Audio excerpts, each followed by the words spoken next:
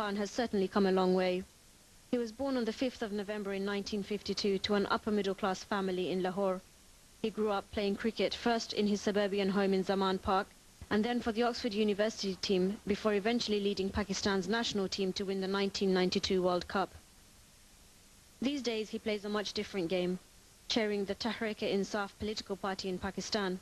He has vowed to change the state of Pakistani politics by removing military dictatorships and autocrats and replacing them with a people's government. His visions stem from his Islamic belief that democracy, freedom, welfare and justice are for all, not just the wealthy.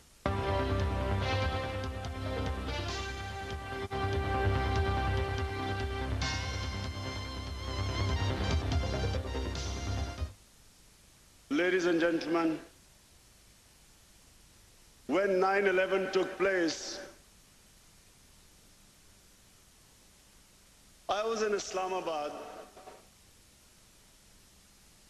I got a call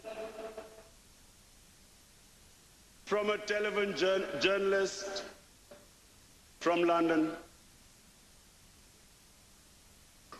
and he asked me a question. He said, "Imran Khan, aren't you ashamed of the terrorist attack in New York? I'm sitting in Pakistan. Attack takes place in New York. There's no Pakistani involved. And this man is asking me to be ashamed of something because I'm part of 1.3 billion people. Political struggle was being given a religious name. How could an event like 9/11 take place? And there was never any inquiry into the root causes. Why did those people blow themselves up? If anyone tried to ask the question, they were accused of appeasing terrorism. They were accused of justifying terrorism. George Bush went on television and told the world that this is radical Islam. They want to take over the world. They hate our way of life. They hate our freedom. They hate our democracy.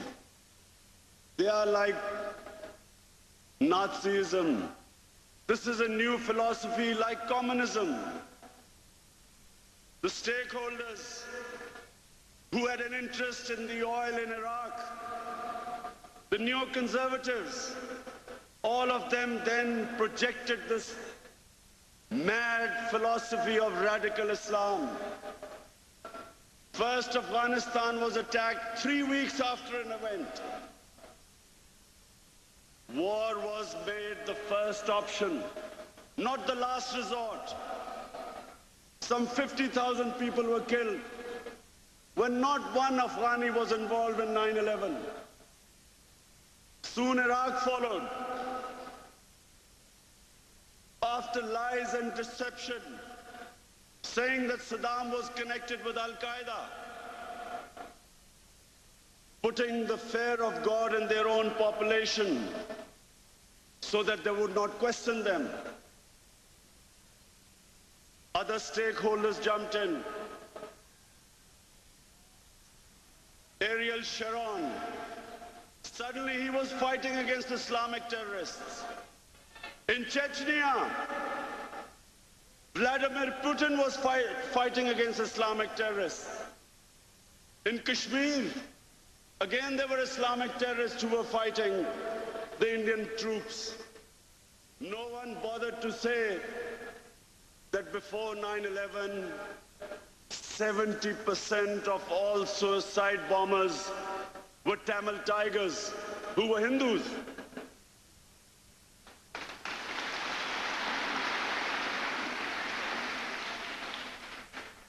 No one ever blamed Hinduism for the guerrilla warfare terrorist struggle freedom struggle, the Tamils would call it.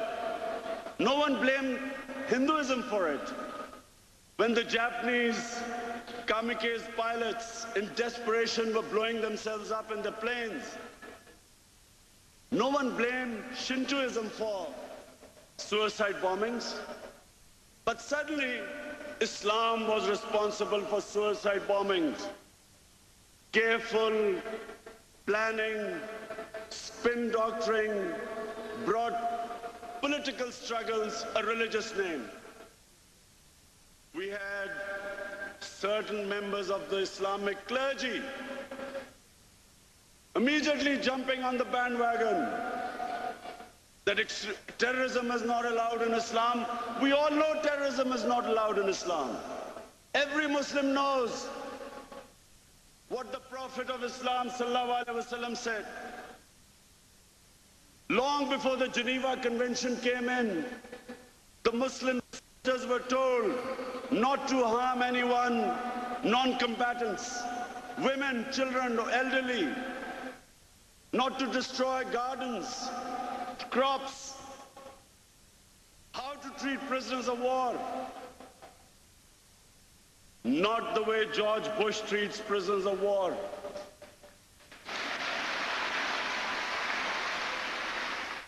Assalamu alaikum, Imran Khan. Thank you for joining us on Islam Channel, and more importantly, thank you for coming to the Global Peace and Unity event. I'm interested to know what you make of it so far. I think it's an excellent idea to hold such events in Western countries, so that Muslim intellectuals, Muslim scholars can, I mean, I'm not a Muslim scholar, but Muslim scholars and even perhaps leaders in the Muslim world could speak out and, define Islam rather than being defined by, by Western commentators and a distorted version coming through to the Western people, the Western public. Really, it's a question of making people in the West understand what Islam is. Do you think Muslims have been lacking in coming forward and showing the West what Islam really is? Of course, I mean, it has been one of the worst public relationing disaster in the Muslim world. They have not been able to explain Islam. Unfortunately, the spokesmen for Muslims are either certain fanatics on the margins of society who don't represent us, or they are these apologetic Muslims who are all the time trying to say that Islam is just like the, Western culture and all, and actually we don't have proper representation now. You're most famous for your contributions to cricket, but recently you've come into politics. What made you come into this? What made you make the move to politics? I realize that there's no question of our country moving forward, or for that matter, any Muslim country moving forward, until there is pure democracy there.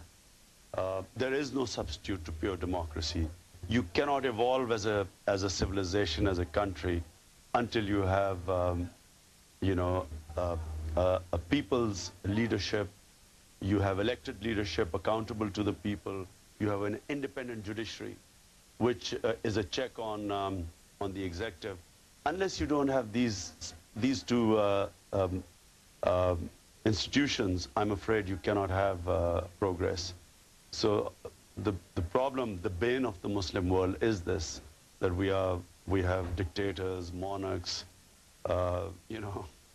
unrepresentative leaders who do not represent the population. And as a result, you see that the richest leaders or the heads of states in the world are the Muslims, and yet the combined GDP of the entire Muslim world is less than, say, Britain's, despite having most of the world's energy resources in the Muslim world. And the reason is we have this awful system of autocrats and dictators. And so I came into politics to fight for democracy, independent judiciary. And what role does Islam play in your politics? Well, this is Islam. Islam requires you to fight against injustice, socio-economic injustice. It requires you to fight for justice in your society, against oppression. And it requires you to fight for a welfare state, where a state takes responsibility of its weak, underprivileged people. In other words, a humane state. And now if you look at the Muslim world, it was the Muslims, the first time in the history of mankind, a welfare state was set up at the time of the rightly guided Khalifas, the Khilafat-e-Rashida. And you now look in the Muslim world, there's hardly any welfare state. And all the welfare states are in Europe and in the Western world. Would you describe Pakistan, the state of Pakistan, to be in a mess? It has to be in a mess, where you don't have democracy, where you have a serving general running the show, who then stakes his, puts all his eggs in one basket, in other words, who relies completely on support of the United States and becomes their complete lackey. And then as long as he pleases them, he thinks he's secure. Was he wrong to support the United States in the war in Afghanistan? Of course he was wrong. The war in Afghanistan was a travesty. War is always a last resort, never a first option.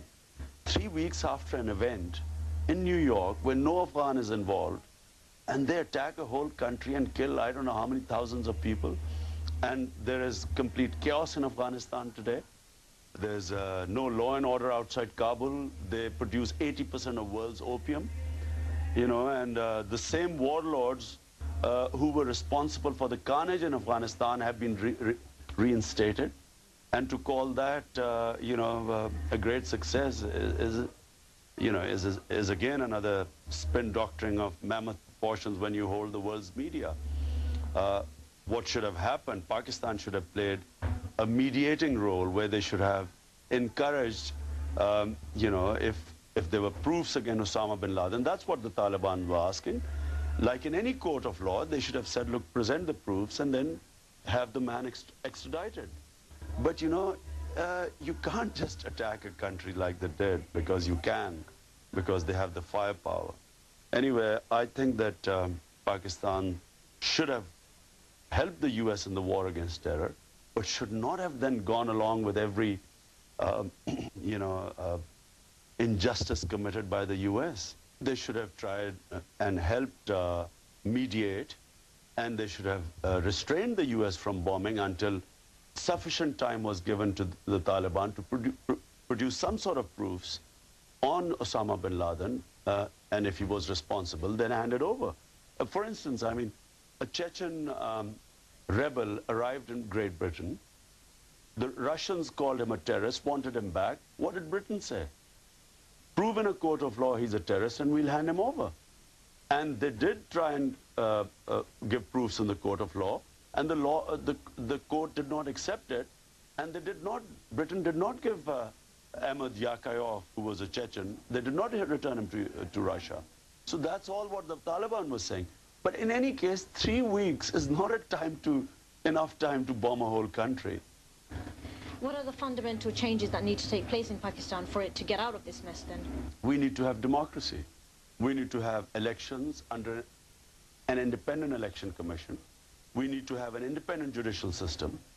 And then that is the road to success. I mean, the people in Pakistan, the moment they throw up their own leadership, a leadership that represents the people, that's the way when you move forward. Like the European countries and the Western countries only moved forward because they became gradually evolved towards democracy. Where do you see Pakistan's role in the West for the future? I think that Pakistan can play a great role in the West, because some of the most educated people, Muslims in the world, are still Pakistanis.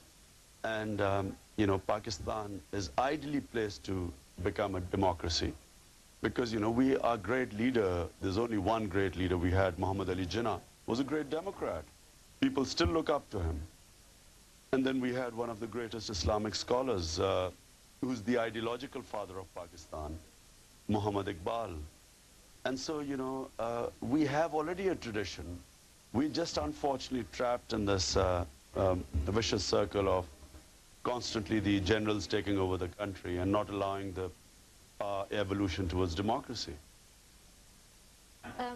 Muhammad Ali Jinnah, you once wrote that he described, well, he had aspirations for India and Pakistan to be like the United States and Canada. Do you think that's still something that's viable? Well, you cannot change your neighbors.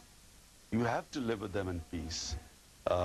Unfortunately, we had the Kashmir issue, which, again, the world community failed to resolve because there are two United Nations resolutions, Security Council resolutions on Kashmir, where the people were going to be allowed to decide their own destiny through a referendum.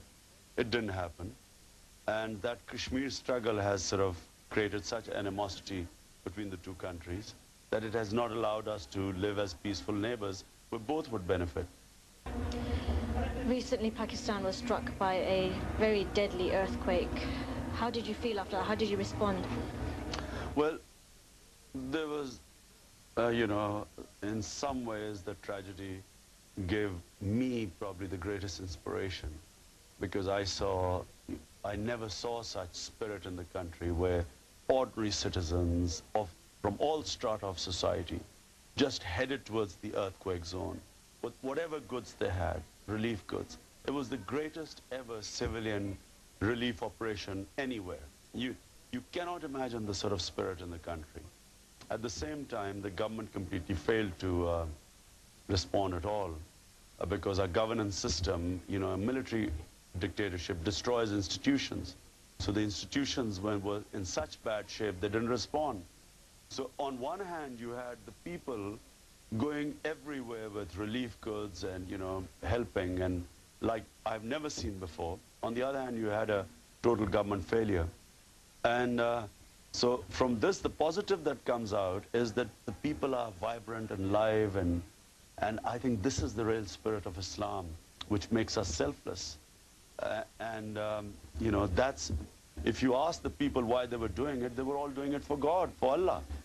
And even though state has hardly given anything to the people, it's only for the elite that the state provides for. The majority have no stake in the system.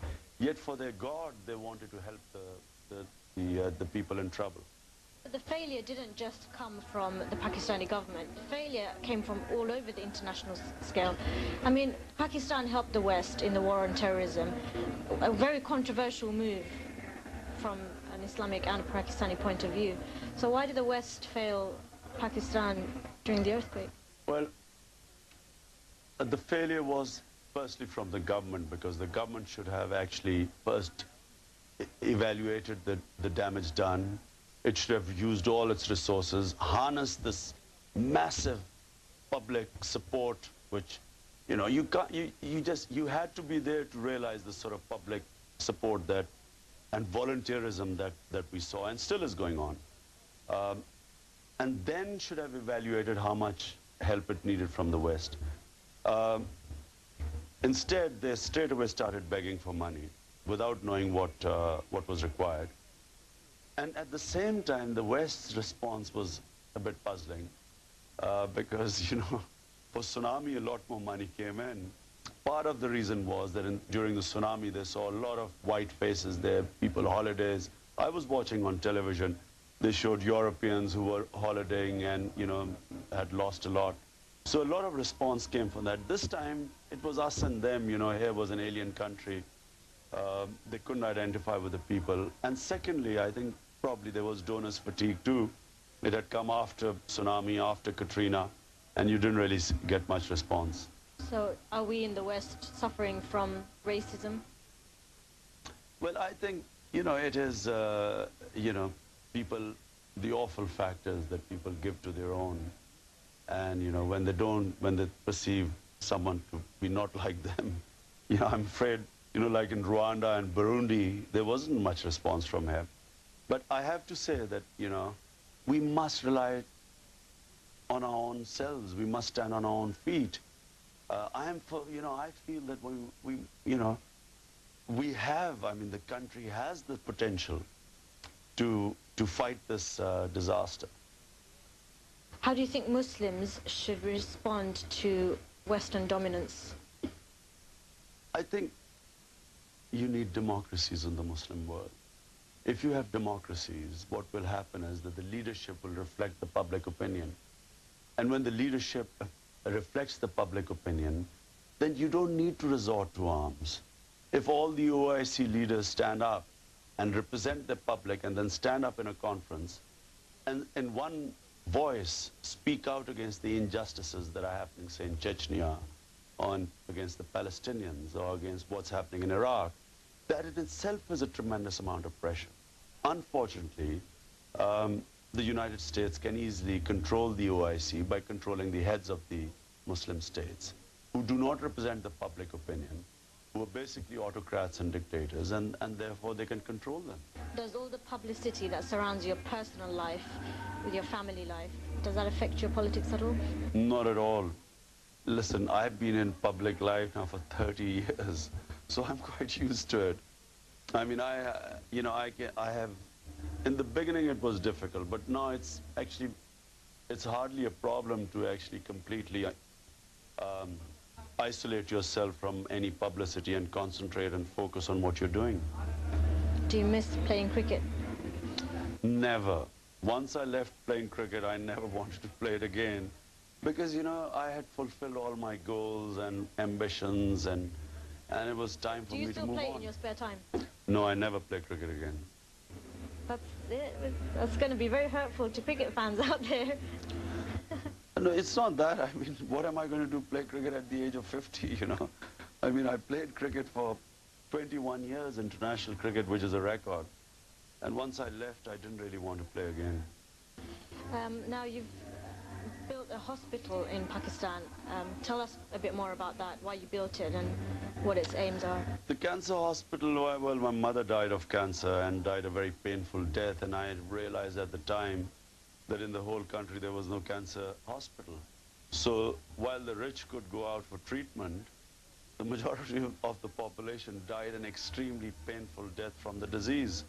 So that's how really I ended up struggling for the hospital, which took me about 9 years to build. And then now it's been going for another 10 years. And it's been successful? It is. It got an international award in Geneva by World Health Organization as a center of excellent services to humanity. It is the biggest charitable institution in Pakistan today. You have many friends in politics, but you went to school. Benazir Bhutto, former Prime Minister, she was one of your classmates. What's your relationship with her like now? Well, we used to be friends. I didn't agree with the way, you know, she ran government. So maybe we weren't friends after she came into power. Do you have any, I wouldn't use the word idols, but any icons that you possibly follow in terms of politicians? Well, I think Mahathir Mohamad, Nelson Mandela are two icons for different reasons. Mandela because, you know, he struggled for a cause, and actually when he got there, he did the impossible, that he did not allow the whites and the blacks to, you know, everyone thought there would be bloodshed, but there wasn't because of this stature of the man, and he forgave all his oppressors, which was a great, you know, you have to be a big man to do that. And Mahathir Mohamad, because when he came to power, Malaysia had 35% poverty. Its per capita was about $500. And when he left, poverty was down to 4%. And left on it, both leaders left on their own when they could have stayed in power. And Malaysia's per capita went up from $500 to $9,000. So for me, you know, these were people who used power for the benefit of others. What is Pakistan under President Imran Khan going to look like? Well, I hope Prime Minister, not President, because at the moment the President is just a military dictator. Prime Minister, democratically elected, would mean, you know, that we would create a state which would have justice, a rule of law, everyone equal before the law. Number two, a welfare state, a state that takes care of its underprivileged, its poor. And number three, which starts an education emergency in Pakistan. we educate our population at an emergency level, gear everyone towards education. And fourth, of course, it'll be a sovereign state, would not be a puppet of any superpower. Imran Khan, thank you very much for speaking with us. Thank you.